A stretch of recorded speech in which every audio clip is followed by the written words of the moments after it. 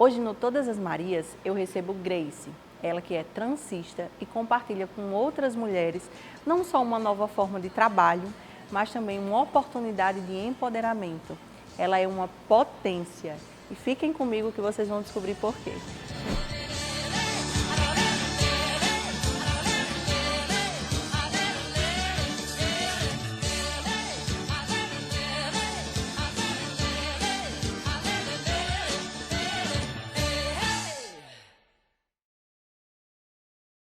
A Companhia da Fórmula é uma franquia nacional de farmácia de manipulação. Mais de 20 lojas pelo país e 40 anos de experiência no segmento. Em Mossoró, a Companhia da Fórmula está há 10 anos no mercado. Contamos com uma equipe de farmacêuticos experientes e que amam o que fazem, o ofício magistral e uma estrutura para levar alto padrão de qualidade e eficácia nos medicamentos personalizados aos seus clientes. Temos 3 unidades perto de você, no Medical Center, na Rua Pedro Velho e a Matriz, na Avenida João da Escócia.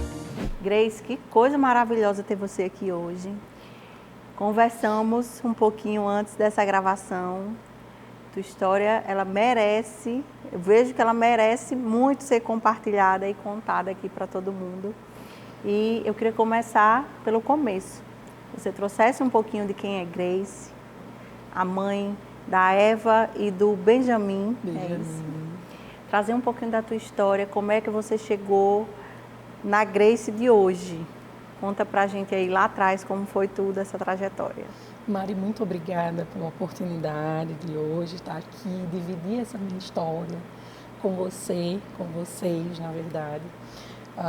Grace é uma menina nascida em Mossoró, adotada por pais que eles não podiam ter filhos.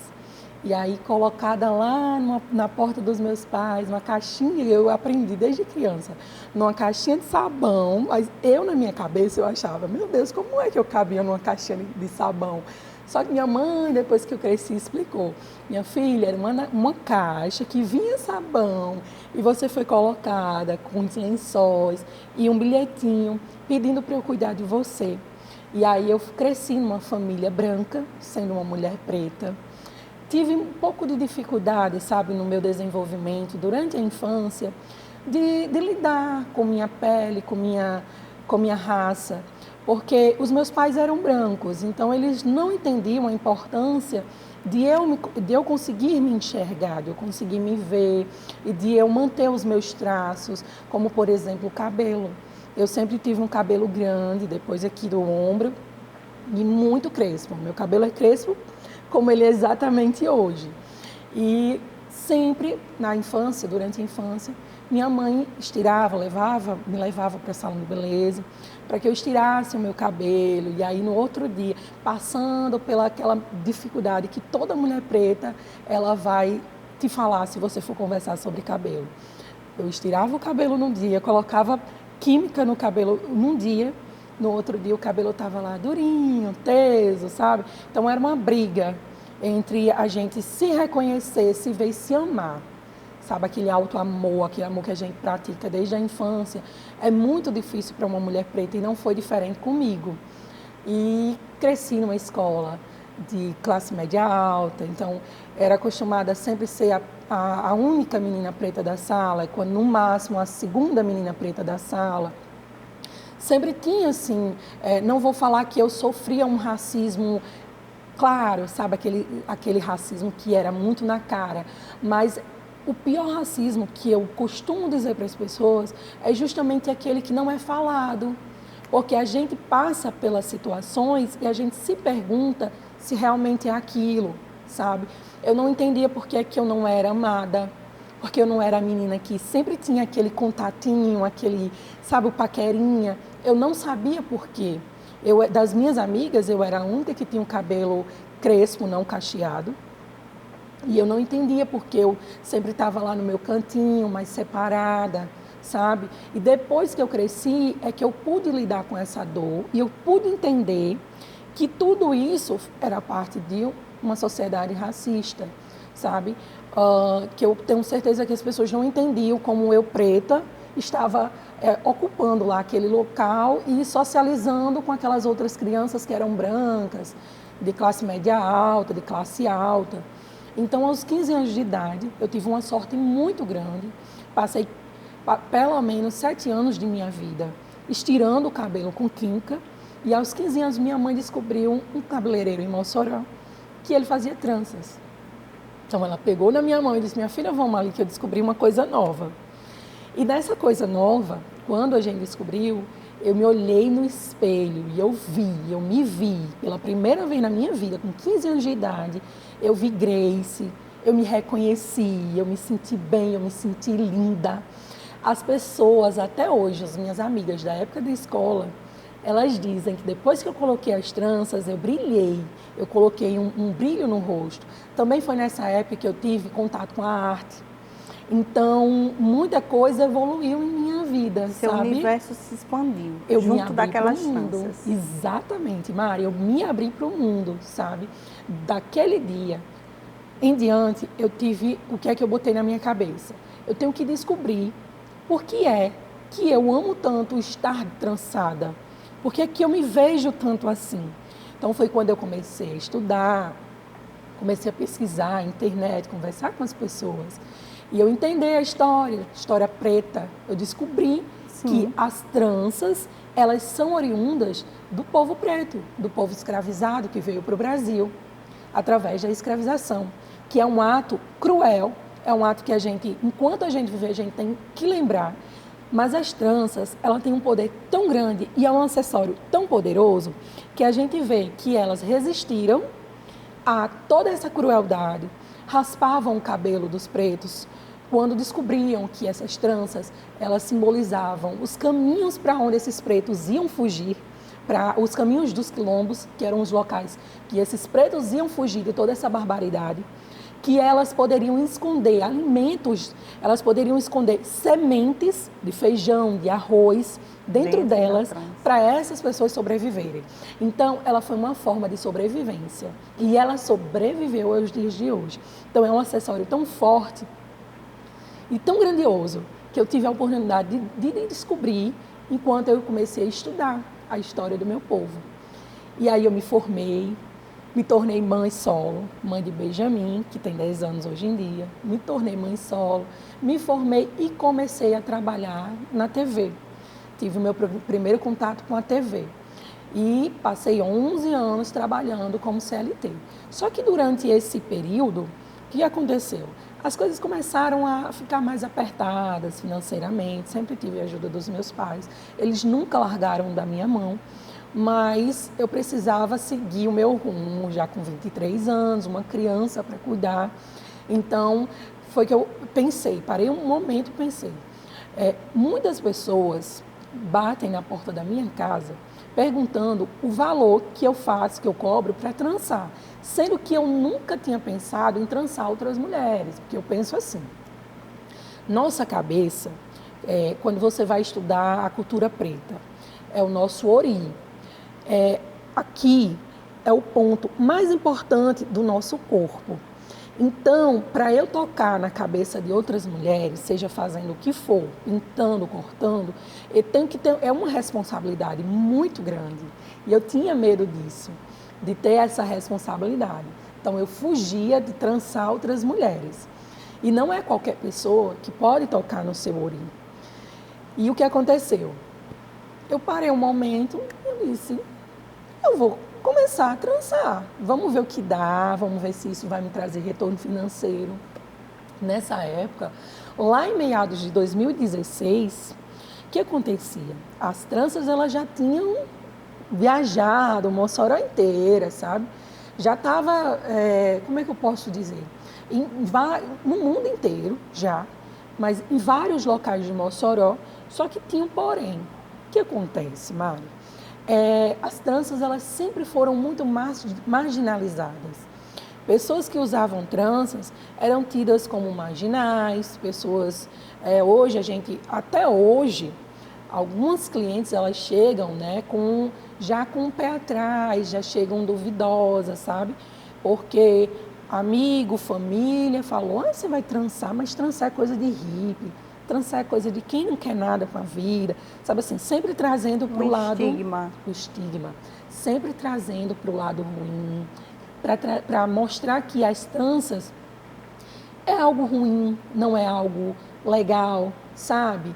E aí a gente tem lutado muito contra isso. E nessa época, em 2016, isso era muito forte. Então, só ia trançar mesmo mulheres que enfrentavam, que tinham uma personalidade, sabe? É isso que eu quero e eu vou fazer até o fim. Então, essas mulheres, olha que interessante, em 2016 eu comecei a trançar, até hoje eu tenho a mesma cliente que veio lá em 2016, ainda é minha cliente. Então, assim, passamos por vários processos de aceitação da sociedade para que hoje todas as pessoas, brancas e pretas, possam usar com mais liberdade. Sim. E nesse processo, que acontece em 2016, eu começo a trançar, descobrir novas técnicas, a passar por várias situações e a conhecer editais do Brasil, que esses editais eles impulsionam as mulheres pretas, porque a gente sabe que a população preta do Brasil, que é mais vulnerável financeiramente, é mais vulnerável em questão de acesso à saúde, uma saúde de qualidade, é a população preta. Então, graças aos céus, existem essas pessoas que elas se juntam e elas formam ONGs, elas formam projetos que impulsionam, conseguem tirar a mulher preta lá da periferia, das cidades que não têm tanto acesso, que não têm tanta possibilidade de crescimento, traz essas mulheres para o mercado de trabalho, impulsiona elas e fazem elas crerem que elas são capazes de estar lá, ocupando o espaço que ela quiser na sociedade. Então, eu tive a felicidade de participar de um processo desse. O edital é Fundo Aguibara. Eu até comentei contigo que eu passei pelo teu Instagram para ver um pouquinho da tua história. Hoje a gente deixa muito de nós, pelo menos um recorte da gente nas redes sociais. E eu vi esse fundo, entrei no Instagram do fundo e comecei a ver como ele realmente é impactante e grandioso, né? Matérias de nível nacional. E ainda assim eu entendi muito superficialmente do que se tratava. E aí eu queria que você esclarecesse nessa tua história que a gente está seguindo, do que se trata isso e qual a importância que isso tem para as mulheres negras, de que maneira isso tem a capacidade de mudar a história delas, né? Maria, eu tenho tanto orgulho quando eu falo. Toda oportunidade que eu tenho, eu sempre faço questão de falar desse fundo. E de falar o meu orgulho de ter feito parte dele, na verdade, ainda fazer parte dele. O que acontece? Esse fundo é formado por mulheres pretas e não pretas, que elas têm domínio, formação em áreas específicas, se juntaram e o criaram para quê? Para que ele possa dar suporte técnico, um suporte financeiro também para várias outras mulheres de todo o país. Esse fundo e vários outros conta com a ajuda de, por exemplo, não sei se você já ouviu falar, na CUFA, que é a Central Única das Favelas. Sim. Então, esse fundo específico, ele tem já hoje em dia o apoio direto da CUFA, da Central Única das Favelas. Então, a gente vê o tamanho da importância de um fundo desse para mulheres desse país, mulheres que estão lá na Amazônia. Eu conheci companheiras lá, irmãs, que a gente fala, irmãs da Amazônia, sabe? Irmãs que estão em quilombos, sabe? Que moram em quilombos e ainda fazem questão de viver aquilo, de trazer, de resgatar, acho que é a palavra certa, resgatar os costumes das suas avós, do seu povo e trazer para os dias de hoje, sabe? Manusear materiais que eram usadas na época da escravização, de trazer de volta o paladar, que é a gastronomia do povo preto. E a gastronomia ela é muito ligada ao afeto, né? A questão da afetividade. Então, a gastronomia como afeto, de trazer isso de volta para hoje em dia e tornar isso a sua versão principal de ganhar dinheiro, entendeu? Conseguir sua independência financeira, trabalhando, resgatando o quê? Toda a nossa cultura preta.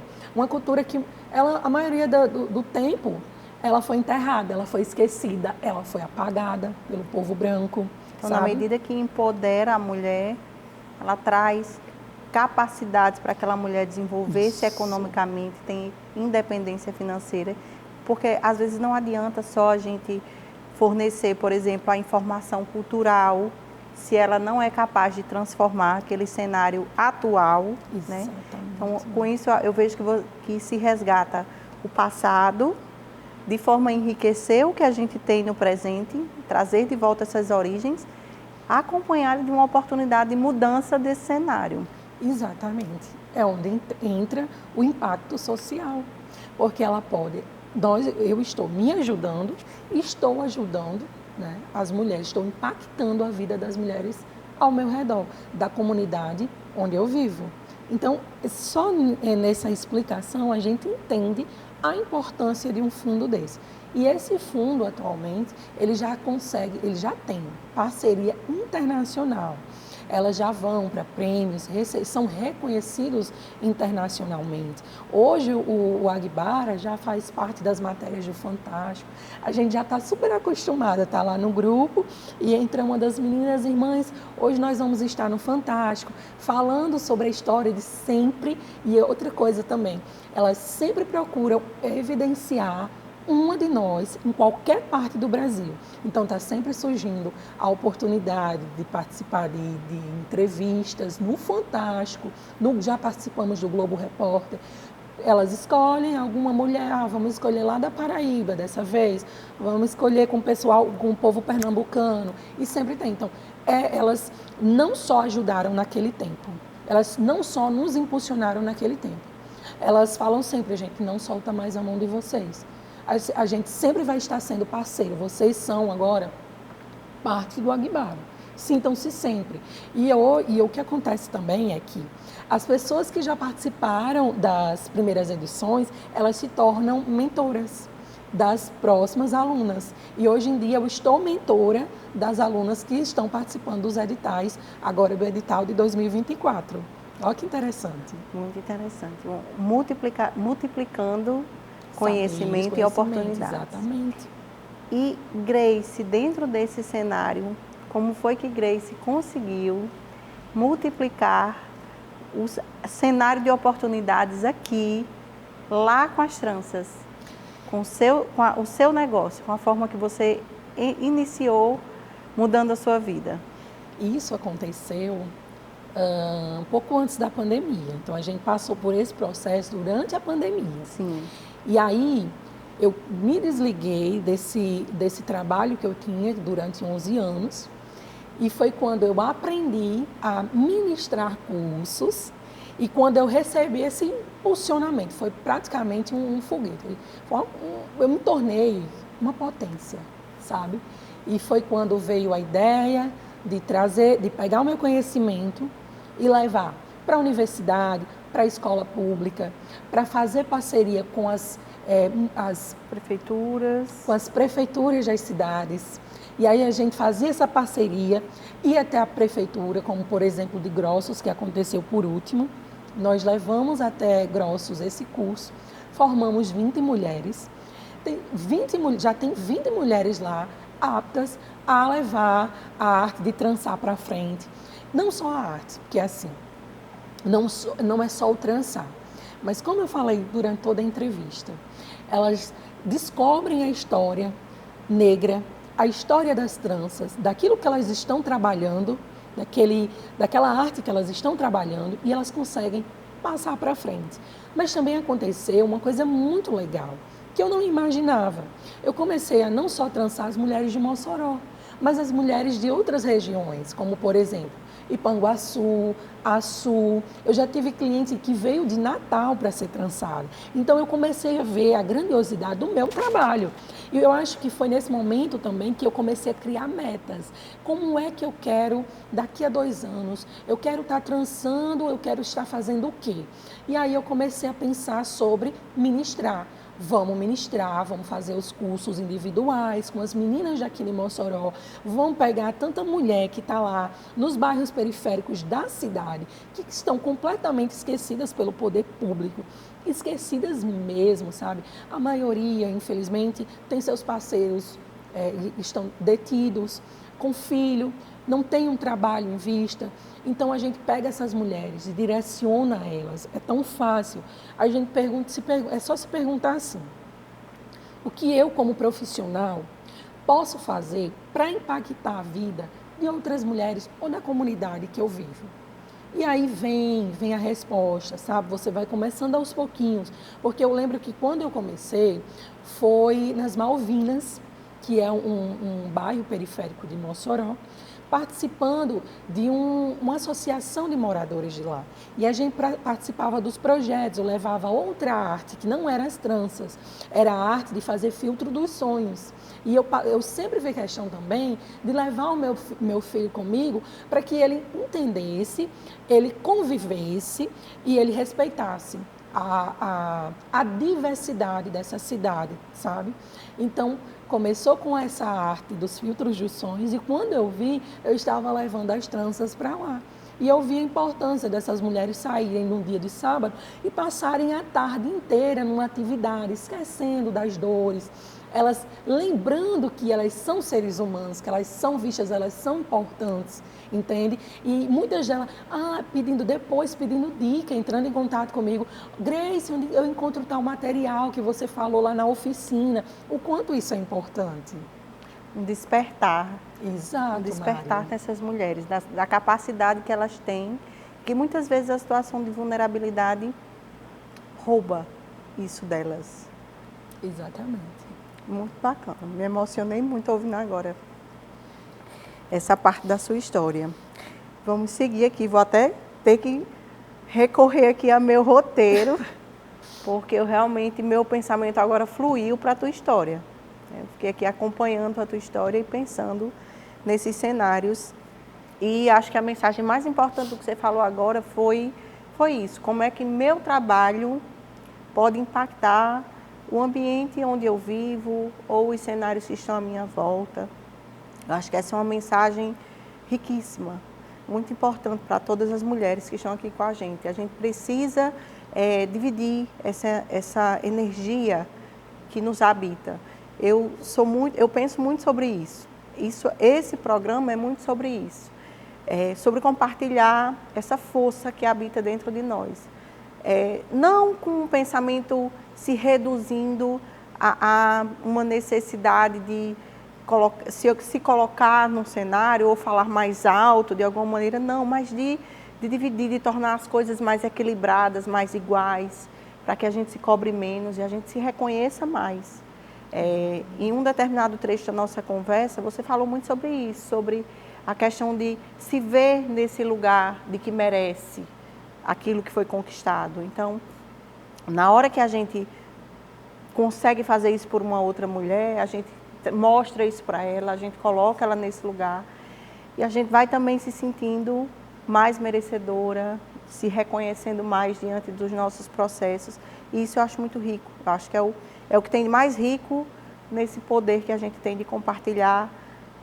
Eu chamo de energia porque é capaz de tantas transformações que eu não consigo dar outro nome. Mas, diante disso, eu queria dar sequência aqui para a nossa entrevista, perguntando como você se vê hoje nesse papel de empoderar outras mulheres. Se você reconhece em você hoje essa capacidade que você tem e dentro do seu universo, dentro do universo feminino e mais especificamente dentro do universo feminino das mulheres negras que precisam, como você falou, por uma questão histórica, social, de que sejam tratadas com um cuidado específico. Eu me vejo como uma ferramenta, sabe? Você falando aí, eu estava lembrando que eu estou presente nas mídias sociais, mas especificamente no Instagram. E assim, a gente acha que não é visto, só que tem muitas pessoas, ou pelo menos 3 pessoas, tomando a gente como exemplo. E eu lembro que tem 2 transistas que hoje estão transistas, mas no começo lá elas nem chegaram a participar do curso, mas era muito vendo e conversando comigo, e eu ia lá e falava, e elas estão mandando muito bem, sabe? Amanda, uma delas é a Amanda, ela sempre está lá conversando comigo. Eu me vejo como uma ferramenta. Antes eu não me via com essa potência, sabe? De levar algum conhecimento ou alguma palavra que pudesse fazer com que elas subissem um degrau, entende? Mas como foi que eu comecei a me ver assim?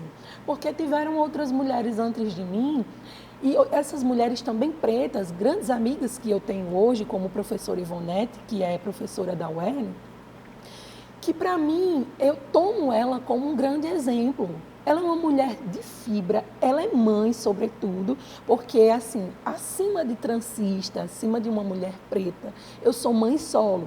Então, o ser mãe solo e o ser uma mulher preta, isso tudo cooperou para que eu fosse hoje, eu me sinta e eu me veja como uma mulher potente e capaz de levar mensagens para outras mulheres que estão como eu ou que também não estão, que estão passando por situações ainda mais difíceis ou complicadas, sabe?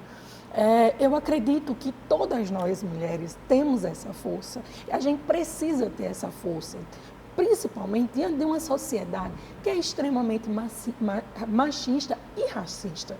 A gente hoje, eu tive a infelicidade já de conversar com pessoas que negam o racismo. E o quão isso é duro, o quão isso machuca você conversar com alguém e essa pessoa olhar para você e ela dizer, não, nós somos todos iguais. Não é. E assim, a gente se torna repetitiva. Talvez durante essa entrevista eu tenha sido repetitiva em algumas palavras, porque é uma necessidade da gente mesmo entender isso, porque em alguns momentos, como eu já disse, o racismo, ele acontece de uma forma que às vezes a gente fica, eu não acredito que eu escutei isso, eu não acredito que, não, será que isso foi mesmo um ato de racismo? Será que é coisa da minha cabeça de você chegar no local e você sentir perseguida por um segurança? Você andando e o segurança seguindo você. E isso acontece. E a gente precisa debater, a gente precisa trazer isso em pauta, porque eu não quero mais deixar um desse para os meus filhos. Eu não quero eu ter que entrar num supermercado e eu pedir ao meu filho e eu explicar, olha filho, toda vez que a gente entrar com uma sacola numa loja, você entregue a sacola para a mamãe, ou você não mexa nessa sacola dentro da loja, entende? Talvez uma pessoa branca nunca vá saber o que é esse sentimento, porque para a gente já é algo natural, sabe? De eu estar em um local e eu ver que tem a maioria de pessoas brancas e eu ter a todo momento que estar lá olhando como eu vou me portar. Porque eu tenho que me portar de acordo com o que as pessoas esperam de mim e dos meus filhos. E eu não quero um mundo desse para os meus filhos, porque eu sei que até hoje eu tenho e preciso fazer terapia, talvez até o final dos meus dias, para poder lidar com essas questões na minha cabeça, com essa questão de beleza, com a questão do amor próprio, da autoestima. Eu preciso me cuidar porque eu falo todo dia de autoestima para outras mulheres. Eu olho para uma mulher e digo, você é linda, você é maravilhosa, você tem uma força incrível. Então, eu preciso ter essa certeza e essa força em mim. E eu preciso passar isso para os meus filhos, sabe? Então, eu me reconheço como uma potência e, às vezes, como uma bomba também, sabe? Prestes a Não explodir. deixa de ser. Não, exato. Não deixa de ser. E quando eu estou falando sobre esse assunto, em um momento ou outro, eu estou lá me regulando porque eu vejo que eu fico um pouco passiva-agressiva, sabe? Me bate aquela raiva, aquela coisa que você sabe que acontece nesse momento, está acontecendo em algum lugar. Sim. E em algum lugar não é neste país, não. É em Mossoró, que é uma cidade muito racista. Só que o racismo em Mossoró, não sei se você acompanhou, Mari, mas aconteceu recente um fato de racismo. Na verdade, foram vários. Um em um supermercado, um em uma loja onde o cliente ele agrediu verbalmente uma atendente e outra mais recente que uma cliente agrediu verbalmente um atendente. Então, assim, Está aparecendo casos? Não, sempre teve esses casos. As pessoas estão tendo mais coragem de colocar na mídia e mostrar a cara dessas pessoas, desses racistas, entende? Então, nesse mundo, principalmente agora, eu não posso parar, eu não posso amolecer, eu não posso de jeito nenhum, eu tenho que estar buscando conhecimento a todo tempo, eu tenho que estar me levando as crianças e levando outras comigo, porque se eu subo também sozinha, não adianta. E eu vejo verdadeiramente hoje uma mudança, eu acredito muito no ser humano, eu acredito muito que a gente não pode piorar, assim, eu acho que é inadmissível que a gente piore enquanto ser humano, então eu tenho muita fé nessa evolução. E no geral, eu tenho visto muitas mudanças, por exemplo, realmente a valorização do cabelo para as mulheres afrodescendentes, para as mulheres negras, até mesmo para as mulheres brancas, mas que tenham seus cabelos cacheados, passaram uma vida alisando os cabelos, e aí aquela questão da transição capilar, né? A gente passa ali pelo Instagram, isso tem aparecido com uma frequência muito maior. A questão também da exposição das redes sociais, que ela é um espaço muito aberto, que assim, acaba dando voz e vez a quem por muito tempo não teve espaço de fala, né? Então, eu acredito muito que esses cenários, apesar de tudo de ruim que a gente sabe que também vem com essa transformação do mundo que a gente vive hoje, mas eu acredito que o que é de bom tem uma capacidade muito maior. É como você disse, é uma potência, é uma bomba, né? A gente pode usar de acordo com a nossa intenção naquele momento. Então, eu desejo e acredito muito que seja potência.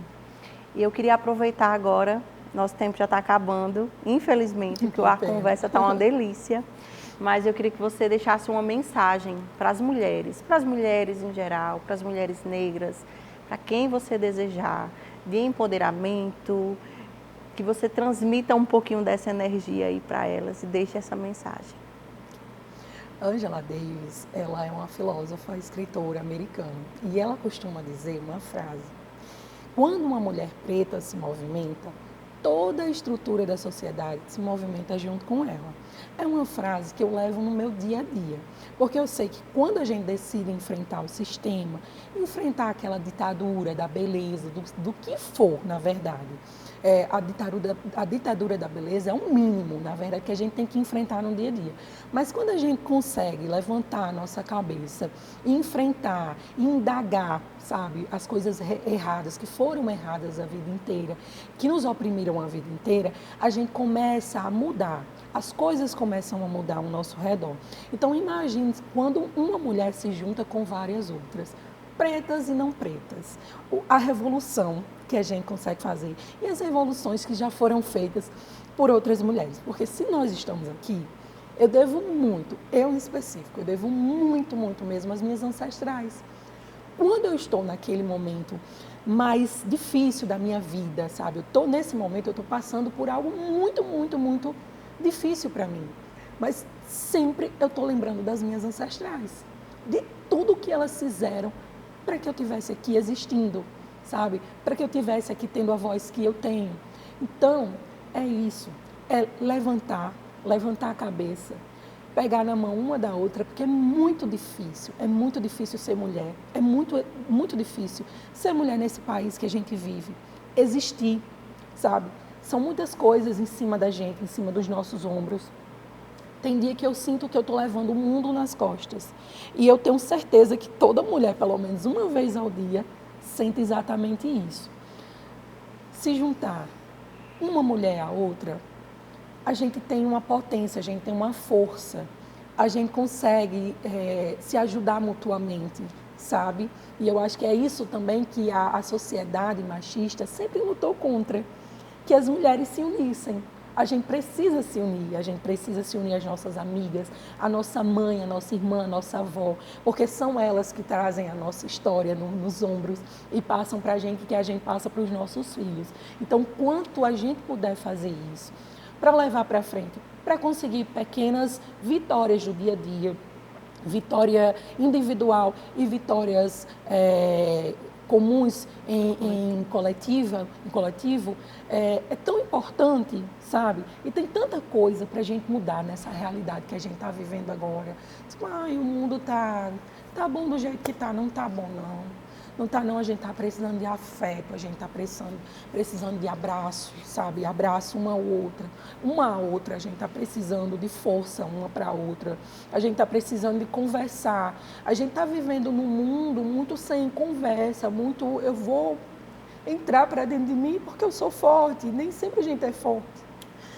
Então, pegar, sabe, uma outra e confiar mais uma nas outras, eu acho que é essa mensagem que fica. Vocês são capazes de tantas coisas. Eu sou capaz de tanta coisa que talvez eu ainda nem tenha descoberto metade delas. Estou vivendo, né? Estou vivendo, uma hora eu descubro. É sim. Muito obrigada, Mari. Eu que lhe agradeço muitíssimo. Mais uma história muito rica que a gente tem a possibilidade de compartilhar aqui hoje. Para mim, uma alegria imensa. Eu estava aqui pensando como esse programa tem me oferecido a oportunidade de conhecer pessoas fantásticas que estavam por aí, eu nem imaginava que existiam. Muito obrigada. Obrigada. Foi ótimo. Obrigada.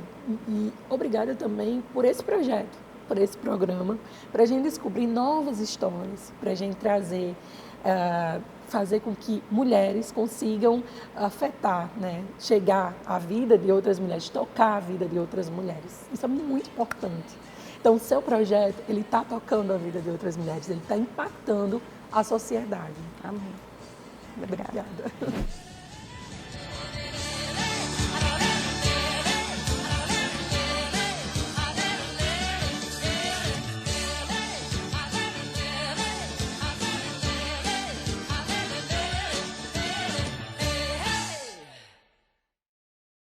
Seja bem-vindo à Casa, a sua casa de decoração em Mossoró.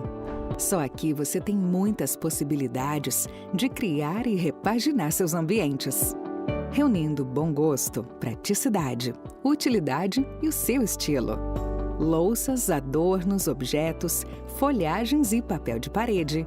O mais importante é você se sentir bem em um lugar que tem a sua cara. A Casa, muitas possibilidades para você.